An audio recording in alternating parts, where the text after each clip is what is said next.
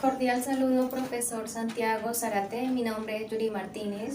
Soy estudiante de Psicología de la Fundación Universitaria del Área Andina.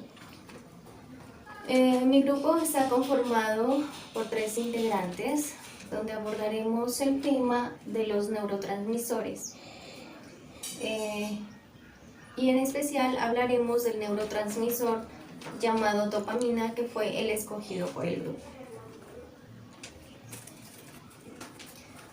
Bueno, vamos a empezar hablando de qué es un neurotransmisor.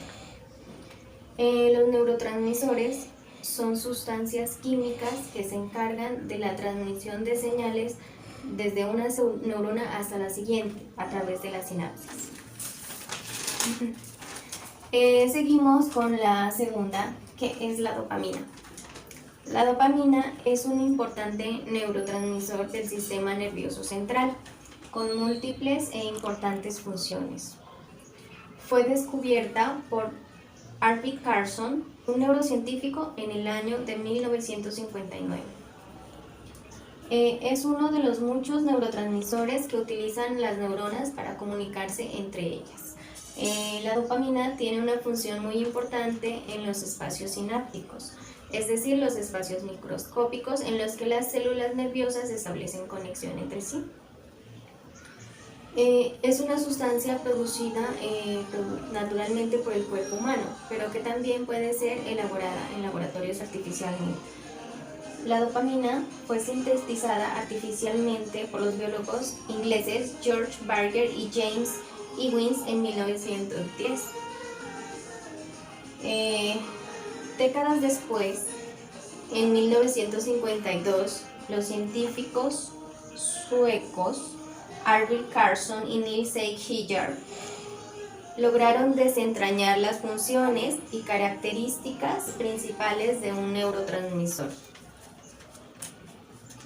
Según su estructura química, la dopamina es una feniletilamina, una catecolamina que cumple funciones de neurotransmisor en el sistema nervioso central,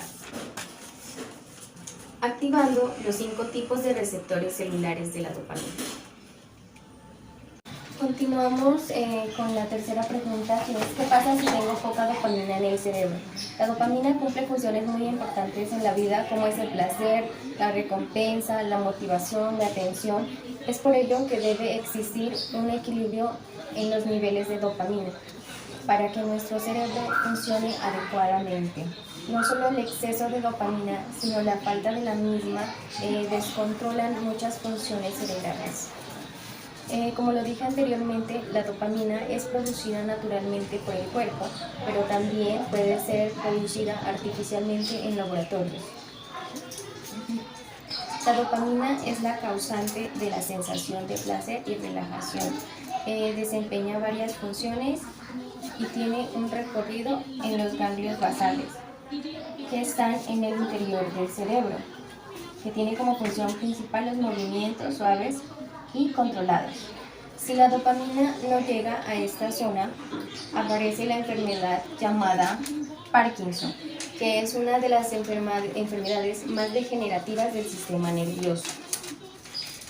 Aquí la persona no puede controlar sus movimientos. Los síntomas serán temblor, rigidez o lentitud. Continuamos con la número 4, que es de ejemplos de fármacos que sirven para aumentar o disminuir la dopamina. Para aumentar la dopamina tenemos la cocaína, la anfetamina, el opio, el tabaco y el alcohol. Estas sustancias son nocivas para la salud y son tóxicas para la salud humana. Un fármaco para la utilización de la disminución de la dopamina es la selegilina, la rosagilina y la safinamida. La rosagilina se utiliza para tratar el Parkinson. Y otro fármaco para aumentar la dopamina es el aripiprazol.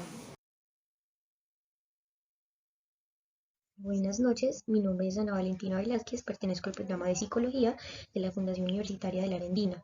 En esta ocasión les quiero hablar de cómo se sintetiza la dopamina. Entonces, esto ocurre a través del aminoácido tirosina y se acumulan las vesículas sinápticas de los terminales axónicos de las neuronas dopaminérgicas. Estas neuronas se encuentran principalmente en una parte de nuestro cerebro, que es la sustancia negra, como lo encontramos, la está marcando aquí en azulito, y tiene funciones como gratificación, placer, euforia, función motora fina, compulsión y perseveración. Dichas neuronas se extienden por diferentes vías, como lo vemos acá, y cada una de ellas con una función distinta. Listo, vamos a entonces continuamos con el almacenamiento de la dopamina. Entonces, las neuronas dopaminérgicas, es decir, cuyas neuronas tienen un neurotransmisor primario, como dopamina, se le llaman así, dopaminérgicas. Están presentes mayoritariamente en el área tegmental ventral, que es esta, y del cerebro medio, la parte compacta de la sustancia negra, que es esta, y el núcleo arcuato del hipotálamo. Ahora vamos a hablar de los receptores de la dopamina. Las técnicas de clonación molecular han permitido la identificación de 5 tipos de receptores dopaminérgicos, todos ellos acoplados a las proteínas G, que son guanina, y divididos en dos familias farmacológicas denominados D1 y D2, como lo observamos acá. Entonces, en la familia de los D1 encontramos el D1, que significa neostriado, que es el movimiento fino, y el D5, que es la corteza frontal, que incluye memoria, emoción, atención, pensamientos, atención y resolución de problemas. Y en el D2 encontramos pues el D2 que está en esta parte, que hace referencia al hipotálamo, que es de la memoria y la emoción, en el D3 que encontramos el no estriado, que es el movimiento fino, y en el D4 que encontramos el palo estriado, que hace referencia al movimiento. Buenas noches, mi nombre es Ingrid Marcela Liscano Inestrosa. Siguiendo con la exposición anterior a mis compañeras Yuri y Dana, ya mencionamos anteriormente que la dopamina es un mensajero químico, o sea, un neurotransmisor del sistema nervioso central. En esta parte yo le voy a hablar de sus principales funciones. Entonces, ¿qué funciones cumple? Pues las funciones esenciales en donde la dopamina tiene un factor principal, primero pues es en la satisfacción personal. Se ha descubierto a través de los diversos estudios que una persona, si se siente satisfecha con su vida y mantiene un alto nivel de autoimagen, tiene una mayor cantidad de receptores de D2, o sea, de dopamina en su cerebro. La segunda serían las emociones fuertes. Entonces, desde la neurociencia se ha detectado que existe un importante factor donde se refleja que a mayor presencia de dopamina en ciertas regiones cerebrales, la persona puede ser más propensa a decidir, a tomar riesgos o a disfrutar de emociones fuertes, tipo pasión por los deportes extremos, como tirarse de un paracaídas, y bueno, son cositas que pues normalmente no todas las personas hacemos. Por ejemplo, yo en mi opinión personal nunca me tiraría de un paracaídas. Hay personas que les gusta eso, entonces tienen como un exceso de eso en el cuerpo. También es relacionado con la obesidad o el sobrepeso, pues porque no todas las personas tienen la misma sensación de placer cuando comen un chocolate. Entonces se indica que las personas con tendencia de sobrepeso cuentan pues con menos receptores de dopamina. Entonces, con consecuencia de esto, pues necesitan comer más chocolate para llegar a ese nivel de satisfacción. La otra cosa sería el consumo de drogas. La dopamina pues está relacionada con el placer o con la satisfacción. Entonces, una adicción a las drogas puede presentar ese nivel bajo de la dopamina. La adicción lo que produce es que estimula la sensación de recompensa de una persona. Esta recompensa para ellos es tan intensa que el cerebro vuelve esta sustancia como algo beneficioso y pues empuja a que se siga repitiendo. La creatividad. Las personas más creativas tienen cantidad menor de receptores del D2, de dopamina, en el tálamo. Entonces, esta parte del encéfalo tiene su objetivo principal de filtrar estímulos que recibe la corteza del cerebro. Esto facilita las conexiones neuronales que nos ayudan a asociar conceptos de una forma más eficaz y mejorando así pues nuestra creatividad. También, otro punto sería que regula nuestra memoria.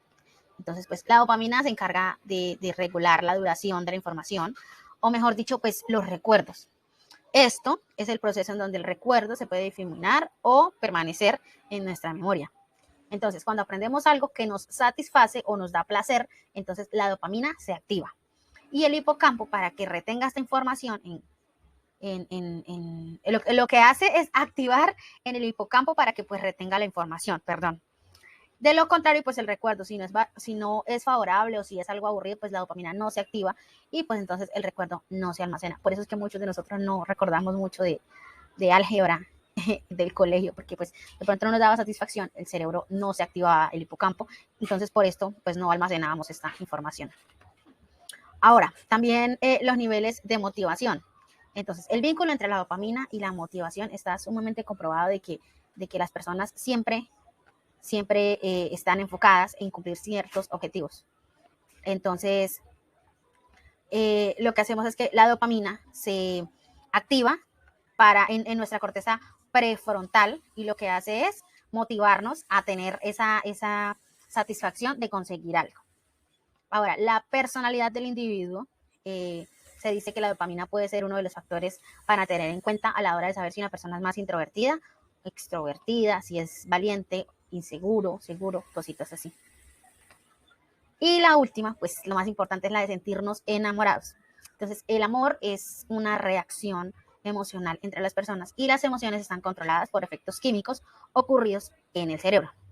Cuando nosotros estamos enamorados, experimentamos emociones satisfactorias, algo muy agradable para el cuerpo. Entonces, el proceso químico que sucede causa que libere esa dopamina y serotonina en el cerebro, produciendo así pues esa sensación de placer centrada en emociones y sentimientos.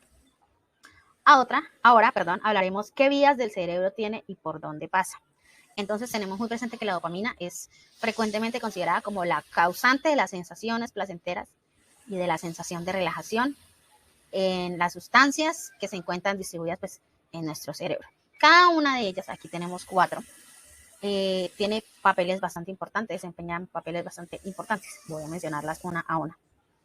Estas vías se llaman vías dopaminérgicas. La primera de la que les voy a hablar es la nigroestriatal.